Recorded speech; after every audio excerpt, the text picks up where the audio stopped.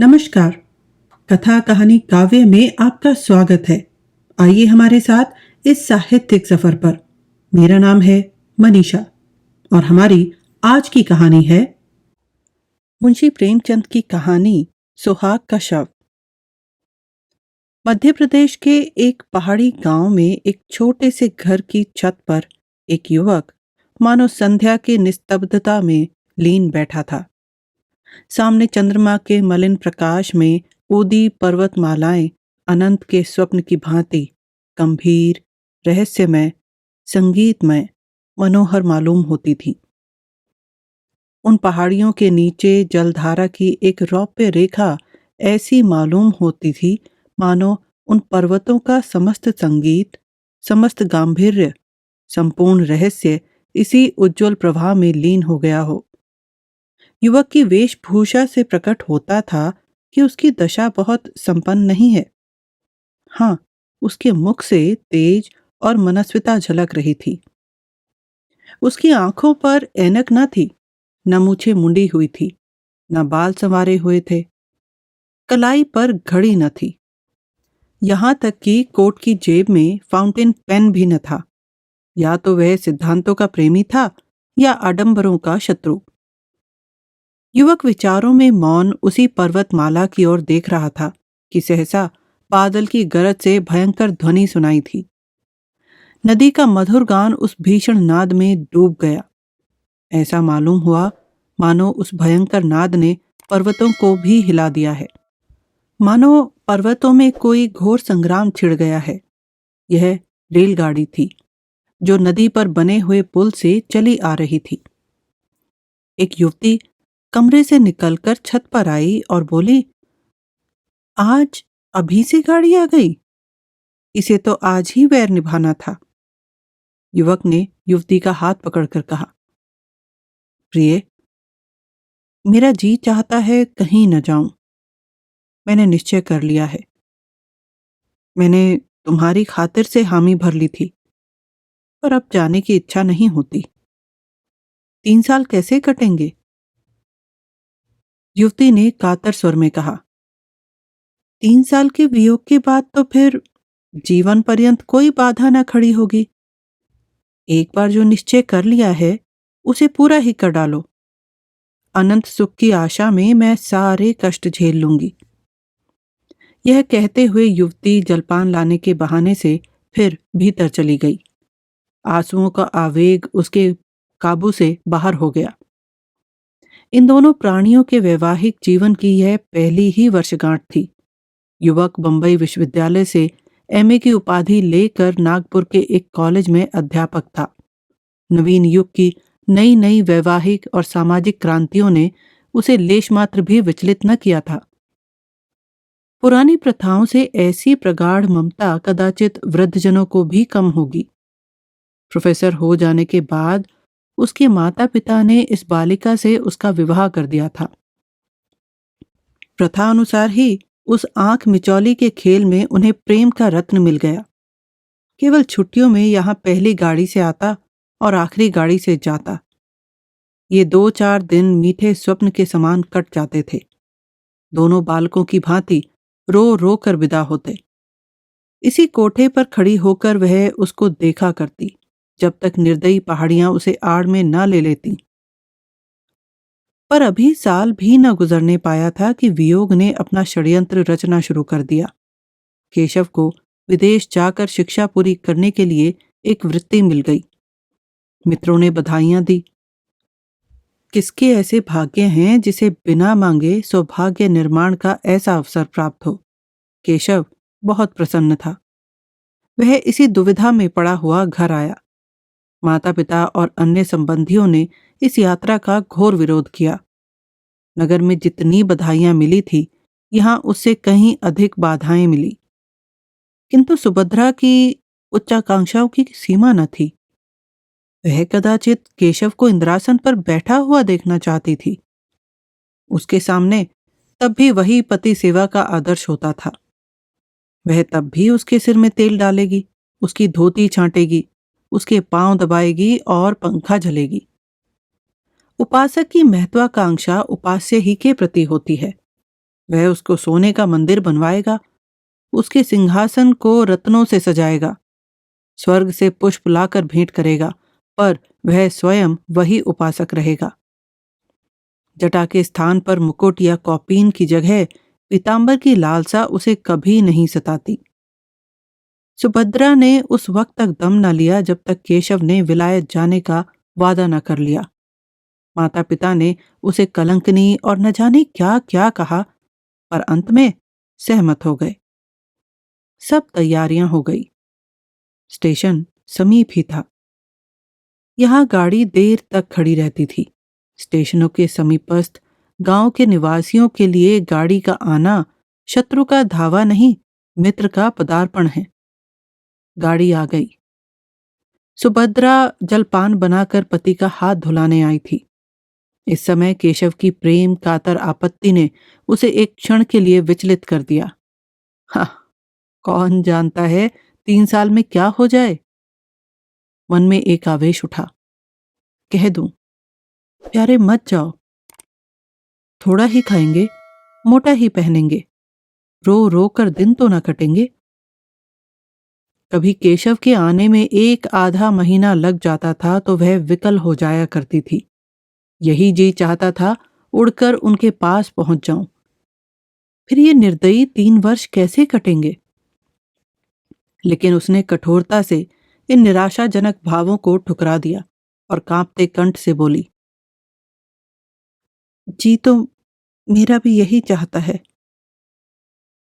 जब 3 साल का अनुमान करती हूं तो एक कल्प सा मालूम होता है, लेकिन जब विलायत में तुम्हारे सम्मान और आदर का ध्यान करती हूं तो ये 3 साल 3 दिन से मालूम होते हैं। तुम तो जहाज पर पहुंचते ही मुझे भूल जाओगे। नए नए दृश्य तुम्हारे मनोरंजन के लिए आ खड़े होंगे। यूरोप पहुंचकर विद्वानों के सत्संग में तुम्हें घर की याद भी ना आएगी। मुझे तो रोने के सिवा और कोई धंधा नहीं। यही स्मृतियां ही मेरे जीवन का आधार होंगी। लेकिन क्या करूं, जीवन की भोग लालसा तो नहीं मानती।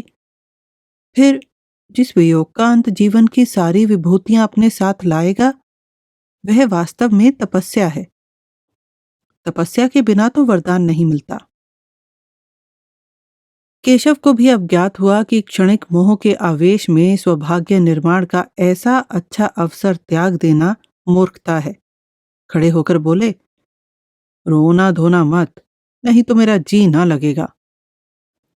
सुभद्रा ने उसका हाथ पकड़कर हृदय से लगाते हुए उनके मुंह की ओर सजल नेत्रों से देखा और बोली, पत्र बराबर भेजते रहना।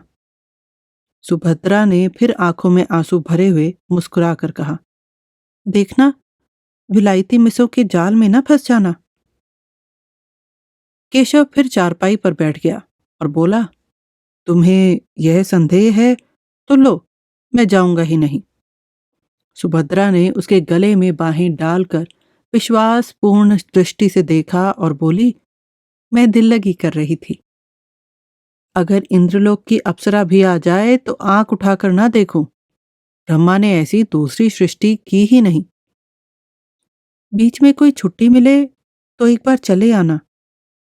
नहीं प्रिय, बीच में शायद छुट्टी ना मिलेगी, मगर जो मैंने सुना कि तुम रो रो कर घुली जाती हो, दाना पानी छोड़ दिया है, तो मैं अवश्य चला आऊंगा। ये फूल जरा भी कुम्हलाने न पाए। दोनों गले मिलकर विदा हो गए। बाहर संबंधियों और मित्रों का एक समूह खड़ा था। केशव ने बड़ों के चरण छुए, छोटों को गले लगाया और स्टेशन की ओर चले। मित्रगण स्टेशन तक पहुंचाने गए। एक क्षण में गाड़ी यात्री को लेकर चल दी। उधर केशव गाड़ी में बैठा हुआ पहाड़ियों की बहार देख रहा था। इधर सुभद्रा भूमि पर पड़ी सिसकियां भर रही थी। दिन गुजरने लगे, उसी तरह जैसे बीमारी के दिन कटते हैं। दिन पहाड़, रात काली बला। रात भर मनाते गुजरती थी कि किसी तरह भोर हो। भोर होती तो मनाने लगती कि जल्दी शाम हो। मैके गई कि वहां जी बहलेगा। 10-5 दिन परिवर्तन का कुछ असर हुआ, फिर उनसे भी बुरी दशा हुई। भागकर ससुराल आ गई। रोगी करवट बदलकर आराम का अनुभव करता है। पहले 5-6 महीने तक तो केशव के पत्र 15वें दिन बराबर मिलते रहते। उसमें वियोग के दुख कम, नए नए दृश्यों का वर्णन अधिक होता था। पर सुभद्रा संतुष्ट थी। पत्र लिखती तो विरह व्यथा के सिवा उसे कुछ सूझता ही न था।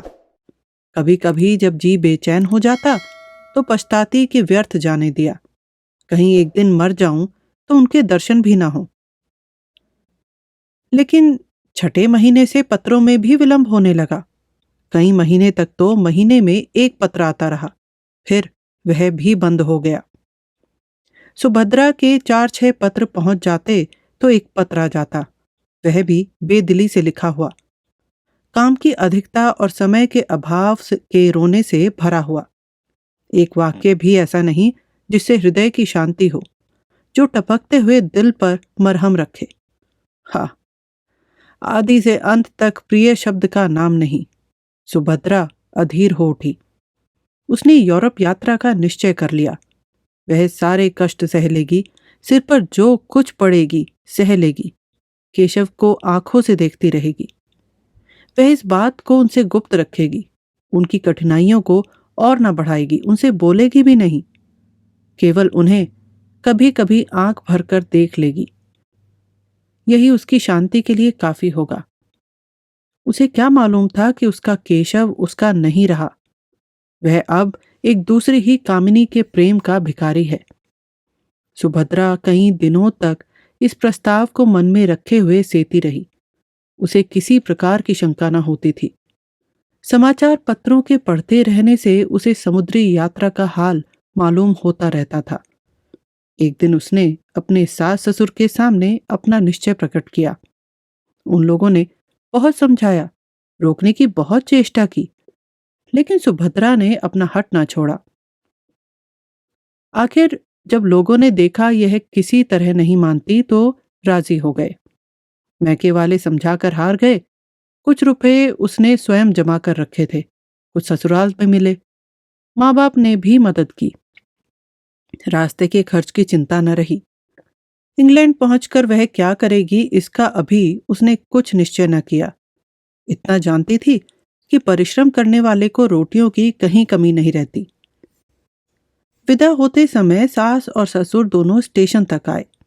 जब गाड़ी ने सीटी दी तो सुभद्रा ने हाथ जोड़कर कहा, मेरे जाने का समाचार वहां न लिखिएगा, नहीं तो उन्हें चिंता होगी और पढ़ने में उनका जी न लगेगा।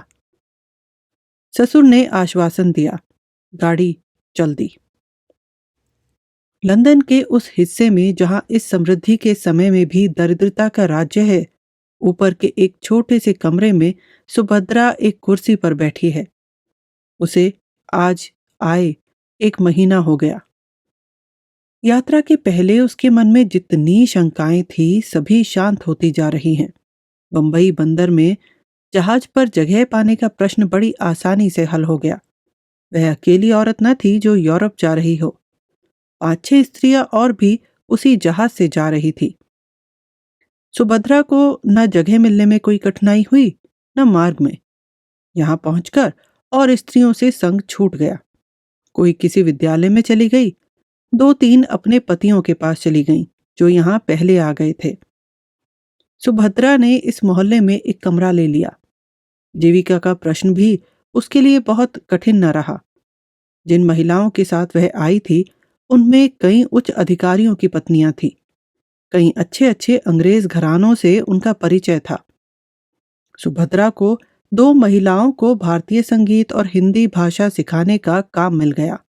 शेष समय में वह कई भारतीय महिलाओं के कपड़े सीने का काम कर लेती है। केशव का निवास स्थान यहाँ से निकट है, इसीलिए सुभद्रा ने इस मोहल्ले को पसंद किया है। कल केशव उसे दिखाई दिया था। ओह, उन्हें बस से उतरते देखकर उसका चित्त कितना आतुर हो उठा था। बस यही मन में आता था कि दौड़कर उनके गले से लिपट जाए और पूछे, क्यों जी, तुम यहाँ आते ही बदल गए? याद है तुमने चलते समय क्या क्या वादे किए थे? उसने बड़ी मुश्किल से अपने को रोका था। तब से इस वक्त तक उसे मानो नशा सा छाया हुआ है। वह उनके इतने समीप है, चाहे रोज उन्हें देख सकती है, उनकी बातें सुन सकती है, हाँ, स्पर्श तक कर सकती है। अब यह उससे भागकर कहाँ जाएंगे? उनके पत्रों की अब उसे क्या चिंता है? कुछ दिनों के बाद संभव है वह उनसे होटल के नौकरों से जो चाहे पूछ सकती है। संध्या हो गई थी। धुएं में बिजली की लालटेनें रोती आंखों की भांति ज्योतिहीन सी हो रही थी। गली में स्त्री पुरुष सैर करने जा रहे थे। सुभद्रा सोचने लगी, इन लोगों को आमोद से कितना प्रेम है, मानो किसी की चिंता ही नहीं, मानो सभी संपन्न हैं। जब ही ये लोग इतने एकाग्र होकर सब काम कर सकते हैं, जिस समय जो काम करने हैं जी जान से करते हैं। खेलने की उमंग है तो काम करने की भी उमंग है। और एक हम हैं कि ना हंसते हैं ना रोते हैं, मौन बने बैठे रहते हैं। स्फूर्ति का कहीं नाम नहीं। काम तो सारे दिन करते हैं, भोजन करने की फुर्सत भी नहीं मिलती। पर वास्तव में चौथाई समय भी काम में नहीं लगाते, केवल काम करने का बहाना करते हैं। मालूम होता है जाति प्राण शून्य हो गई है। सहसा उसने केशव को जाते देखा। हाँ, केशव ही था। कुर्सी से उठकर बरामदे में चली आई। प्रबल इच्छा हुई कि जाकर उनके गले से लिपट जाए। उसने अगर अपराध किया है तो उन्हीं के कारण तो। यदि वह बराबर पत्र लिखते जाते तो वह क्यों आती? लेकिन केशव के साथ यह युवती कौन है? अरे, केशव उसका हाथ पकड़े हुए हैं। दोनों मुस्कुरा मुस्कुरा कर बातें करते चले जाते हैं। यह युवती कौन है? सुभद्रा ने ध्यान से देखा। युवती का रंग सांवला था। वह भारतीय बालिका थी। उसका पहनावा भारतीय था। इससे ज्यादा सुभद्रा को और कुछ न दिखाई दिया। उसने तुरंत जूते पहने, द्वार बंद किया और एक क्षण में गली में आ पहुंची। केशव अब दिखाई न देता था और वह जिधर गया था उधर ही बड़ी तेजी से लपकी चली जाती थी। यह युवती कौन है? वह उन दोनों की बातें सुनना चाहती थी। उस युवती को देखना चाहती थी कि उसके पांव इतनी तेजी से उठ रहे थे मानो दौड़ रही हो। पर इतनी जल्दी दोनों कहीं अदृश्य हो गए। अब तक उसे उन लोगों के समीप पहुंच जाना चाहिए था। शायद दोनों किसी बस पर जा बैठे। अब वह गली समाप्त करके एक चौड़ी सड़क पर आ पहुंची थी। दोनों तरफ बड़ी बड़ी जगमगाती हुई दुकानें थीं, जिनमें संसार की विभूतियां गर्व से फूली उठी थी। कदम कदम पर होटल और रेस्टोरेंट थे। सुभद्रा दोनों और नेत्रों से ताकती, पग पग पर भ्रांति के कारण मचलती कितनी दूर निकल गई कुछ खबर नहीं। फिर उसने सोचा, यूं कहाँ तक चली जाऊंगी? कौन जाने किधर गए? चलकर फिर अपने बरामदे से देखूं। आखिर इधर से गए हैं तो इधर से लौटेंगे भी। यह ख्याल आते ही वह घूम पड़ी और उसी तरह दौड़ती हुई अपने स्थान की ओर चली। जब वहां पहुंची तो 12 बज गए थे और इतनी देर उसे चलते ही गुजरा। एक क्षण भी उसने कहीं विश्राम नहीं किया। वह ऊपर पहुंची तो गृह स्वामिनी ने कहा, तुम्हारे लिए बड़ी देर से भोजन रखा हुआ है। सुभद्रा ने भोजन अपने कमरे में मंगा लिया, पर खाने की सुधि किसे थी? वह उसी बरामदे में उसी तरफ टकटकी लगाए खड़ी थी जिधर से केशव गया। 1 बज गया, 2 बजा, फिर भी केशव नहीं लौटा।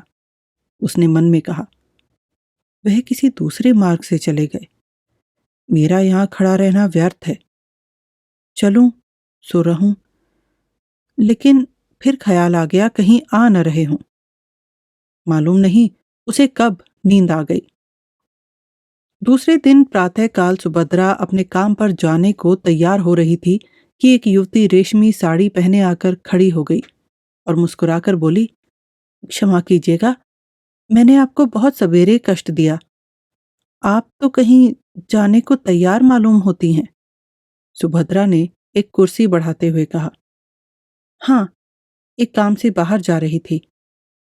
मैं आपकी क्या सेवा कर सकती हूँ? यह कहते हुए सुभद्रा ने युवती को सिर से पांव तक उसी आलोचनात्मक दृष्टि से देखा जिससे स्त्रियां ही देख सकती हैं। सौंदर्य की किसी परिभाषा से भी उसे सुंदरी न कहा जा सकता था। उसका रंग सांवला, मुंह कुछ चौड़ा, नाक कुछ चिपटी, कद भी छोटा और शरीर भी कुछ स्थूल था। आंखों पर ऐनक लगी हुई थी। लेकिन इन सब कारणों के चलते हुए भी उसमें कुछ ऐसी बात थी जो आंखों को अपनी ओर खींच लेती थी। उसकी वाणी इतनी मधुर, इतनी संयमित, इतनी विनम्र थी कि जान पड़ता था किसी देवी के वरदान हो। एक एक अंग से प्रतिमा विकीर्ण हो रही थी। सुभद्रा उसके सामने हल्की एवं तुच्छ मालूम होती थी। युवती ने कुर्सी पर बैठते हुए कहा, अगर मैं भूलती हूं तो मुझे क्षमा कीजिएगा। मैंने सुना है कि आप कुछ कपड़े भी सीती हैं, जिसका प्रमाण यह है कि यहाँ सुइंग मशीन मौजूद है। सुभद्रा, मैं 2 लेडियों को भाषा पढ़ाने जाया करती हूँ। शेष समय में कुछ सिलाई भी कर लेती हूँ। आप कपड़े लाई हैं? नहीं, अभी कपड़े नहीं लाई। यह कहते हुए उसने लज्जा से सिर झुकाकर मुस्कुराते हुए कहा, बात यह है कि मेरी शादी होने जा रही है। मैं वस्त्राभूषण सब हिंदुस्तानी रखना चाहती हूँ। विवाह भी वैदिक रीति से ही होगा।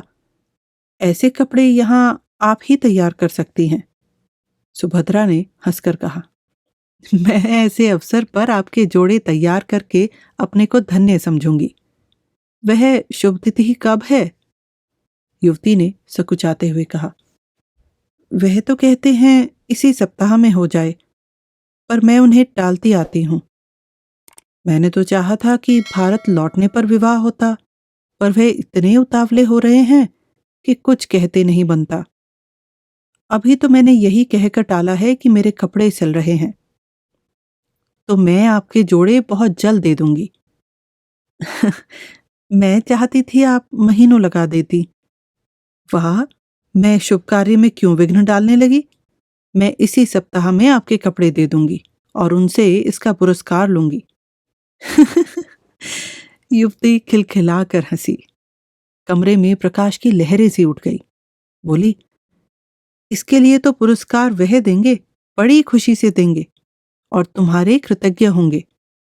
मैंने प्रतिज्ञा की थी कि विवाह के बंधन में पड़ूंगी ही नहीं, पर उन्होंने मेरी प्रतिज्ञा तोड़ दी। अब मुझे मालूम हो रहा है कि प्रेम की बेड़ियां कितनी आनंदमय होती हैं। तुम तो अभी हाल ही में आई हो, तुम्हारे पति भी साथ होंगे। सुभद्रा ने बहाना किया, वो इस समय जर्मनी में है। संगीत से उन्हें बहुत प्रेम है। संगीत ही का अध्ययन करने के लिए वहां गए हैं। तुम भी संगीत जानती हो? बहुत थोड़ा। केशव को संगीत से बहुत प्रेम है। केशव का नाम सुनकर सुभद्रा को ऐसा मालूम हुआ जैसे बिच्छू ने काट लिया हो। वह चौंक पड़ी। युवती ने पूछा, आप चौंक कैसे गई? क्या केशव को जानती हो? सुभद्रा ने बात बनाकर कहा, नहीं, मैंने यह नाम कभी नहीं सुना। वह यहाँ क्या करते हैं? सुभद्रा का ख्याल आया, क्या केशव किसी दूसरे आदमी का नाम नहीं हो सकता? इसलिए उसने यह प्रश्न किया। उसी जवाब पर उसकी जिंदगी का फैसला था। युवती ने कहा, यहाँ विद्यालय में पढ़ते हैं। भारत सरकार ने उन्हें भेजा है। अभी साल भर भी तो नहीं हुआ आए हुए। तुम देखकर प्रसन्न होंगी। तेज और बुद्धि की मूर्ति समझ लो। यहाँ के अच्छे अच्छे प्रोफेसर उनका आदर करते हैं। ऐसा सुंदर भाषण तो मैंने किसी के मुंह से सुना ही नहीं। जीवन आदर्श है। मुझसे उन्हें क्यों प्रेम हो गया, मुझे इसका आश्चर्य है। मुझ में न रूप है न लावण्य। ये मेरा सौभाग्य है। तो मैं शाम को कपड़े लेकर आऊंगी। सुभद्रा ने मन में उठते हुए वेग को संभाल कर कहा, अच्छी बात है। जब युवती चली गई तो सुभद्रा फूट फूट कर रोने लगी। ऐसा जान पड़ता था मानो देह में रक्त ही नहीं, मानो प्राण निकल गए हैं। वह कितनी निस्सहाय, कितनी दुर्बल है, इसका आज अनुभव हुआ। ऐसा मालूम हुआ मानो संसार में उसका कोई नहीं है। अब उसका जीवन व्यर्थ है। उसके लिए अब जीवन में रोने के सिवा और क्या है? उनकी सारी ज्ञानेंद्रियां शिथिल सी हो गई थी, मानो वह किसी ऊंचे वृक्ष से गिर पड़ी हो। हाँ, ये उसके प्रेम और भक्ति का पुरस्कार है। उसने कितना आग्रह करके केशव को यहां भेजा था, इसीलिए कि यहां आते ही उसका सर्वनाश कर दे। पुरानी बातें याद आने लगी। केशव की वह प्रेमातुर आंखें सामने आ गईं। वह सरल सहज मूर्ति आंखों के सामने नाचने लगी। उसका जरा सिर धमकता था तो केशव कितना व्याकुल हो जाता था। एक बार जब उसे फजली बुखार आ गया था तो केशव घबरा कर 15 दिन की छुट्टी लेकर घर आ गया था और उसके सिरहाने बैठा रात भर पंखा झलता रहा था। वही केशव अब इतनी जल्द उससे ऊब उठा। उसके लिए सुभद्रा ने कौन सी बात उठा रखी? वह तो उसी का अपना प्राणाधार, अपना जीवन धन, अपना सर्वस्व समझती थी। नहीं नहीं, केशव का दोष नहीं, सारा दोष इसी का है। इसी ने अपनी मधुर बातों से उन्हें वशीभूत कर लिया है। इसकी विद्या, बुद्धि और वाक्पटुता ही ने उनके हृदय पर विजय पाई है। हाय, उसने कितनी बार केशव से कहा था मुझे भी पढ़ाया करो, लेकिन उन्होंने हमेशा यही जवाब दिया, तुम जैसी हो मुझे वैसी ही पसंद हो। मैं तुम्हारी स्वाभाविक सरलता को पढ़ा पढ़ा कर मिटाना नहीं चाहता। केशव ने उसके साथ कितना बड़ा अन्याय किया है, लेकिन यह उनका दोष नहीं, यह इसी यौवन मतवाली छोकरी की माया है। सुभद्रा को इस ईर्ष्या और दुख के आवेश में अपने काम पर जाने की सुध न रही। वह कमरे में इस तरह टहलने लगी जैसे किसी ने जबरदस्ती उसे बंद कर दिया हो। कभी दोनों मुट्ठियां बंध जाती, कभी दांत पीसने लगती, कभी होंठ काटती। उन्माद की सी दशा हो गई। आंखों में भी एक तीव्र ज्वाला चमक उठी। ज्यों-ज्यों केशव के इस निष्ठुर आघात को सोचती, उन कष्टों को याद करती जो उसने उसके लिए झेले थे, उसका चित्त प्रतिकार के लिए विकल होता जाता था। अगर कोई बात हुई होती, आपस में कुछ मनोमालिन्य का लेश भी होता, तो उसे इतना दुख ना होता। यह तो उसे ऐसा मालूम होता था मानो कोई हंसते हंसते अचानक गले पर चढ़ बैठे। अगर वह उनके योग्य नहीं थी तो उन्होंने उससे विवाह ही क्यों किया था? विवाह करने के बाद भी उसे क्यों ना ठुकरा दिया था? क्यों प्रेम का बीज बोया था? और आज जब वह बीज पल्लवों से लहराने लगा, उसकी जड़ें उसके अंतःस्थल के एक एक अणु में प्रविष्ट हो गईं। उसका रक्त, उसका सारा उत्सर्ग वृक्ष को सींचने और पालने में प्रवृत्त हो गया, तो वह आज उसे उखाड़कर फेंक देना चाहते हैं। क्या हृदय के टुकड़े टुकड़े हुए बिना वृक्ष उखड़ जाएगा? सहसा उसे एक बात याद आ गई। हिंसात्मक संतोष से उसका उत्तेजित मुखमंडल और भी कठोर हो गया। केशव ने अपने पहले विवाह की बात इस युवती से गुप्त रखी होगी। सुभद्रा इसका भंडाफोड़ करके केशव के सारे मंसूबों को धूल में मिला देगी। उसे अपने ऊपर क्रोध आया कि युवती का पता क्यों न पूछ लिया। उसे एक पत्र लिखकर केशव की नीचता, स्वार्थपरता और कायरता की कलई खोल देती। उसके पांडित्य, प्रतिभा और प्रतिष्ठा को धूल में मिला देती। खैर, संध्या समय तो वह कपड़े लेकर आएगी ही। उस समय उससे सारा कच्चा चिट्ठा बयान कर दूंगी।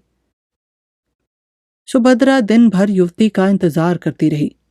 कभी बरामदे में आकर इधर उधर निगाह दौड़ाती, कभी सड़क पर देखती, पर उसका कहीं पता न था। मन में झुंझलाती थी कि उसने क्यों उसी वक्त सारा वृतांत न कह सुनाया। केशव का पता उसे मालूम था। उस मकान और गली का नंबर तक याद था जहां से वह उसे पत्र लिखा करता था। ज्यों-ज्यों दिन ढलने लगा और युवती के आने में विलंब होने लगा, उसके मन में एक तरंगी सी उठने लगी कि जाकर केशव को फटकारे, उसका सारा नशा उतार दे। कहे, तुम इतने भयंकर हिंसक हो, इतने महान धूर्त हो, यह मुझे मालूम न था। तुम यही विद्या सीखने यहाँ आए थे? तुम्हारे पांडित्य की यही फल है? तुम एक अबला को जिसने तुम्हारे ऊपर अपना सर्वस्व अर्पण कर दिया, यूं छल सकते हो? तुम्हें क्या मनुष्यता नाम को भी नहीं रह गई है? आखिर तुमने मेरे लिए क्या सोचा है? मैं सारी जिंदगी तुम्हारे नाम को रोती रहूं? लेकिन अभिमान हर बार उसके पैरों को रोक लेता। नहीं, जिसने उसके साथ ऐसा कपट किया है, उसका इतना अपमान किया है, उसके पास वह न जाएगी। वह उसे देखकर अपने आंसुओं को रोक सकेगी या नहीं, इसमें उसे संदेह था। और केशव के सामने वह रोना नहीं चाहती थी। अगर केशव उससे घृणा करता है तो वह भी केशव से घृणा करेगी। संध्या भी हो गई थी, पर युवती न आई। बत्तियां भी जली, पर उसका पता न था। हमारे साथ बने रहने के लिए धन्यवाद। आपको अभी तक ये कहानी कैसी लगी, हमें नीचे कमेंट बॉक्स में बताएं। आपके कमेंट्स और लाइक हमें प्रोत्साहित करते हैं और इससे चैनल की भी मदद होती है। अपने दोस्तों और परिवार के साथ कहानियां शेयर कीजिए और अगर आपने अभी तक सब्सक्राइब नहीं किया है तो सब्सक्राइब करें और साथ में बेल आइकन दबाना ना भूलें। इससे हमारे अपडेट्स आपको सबसे पहले मिलेंगे। जल्दी ही मिलते हैं कहानी के अगले भाग के साथ।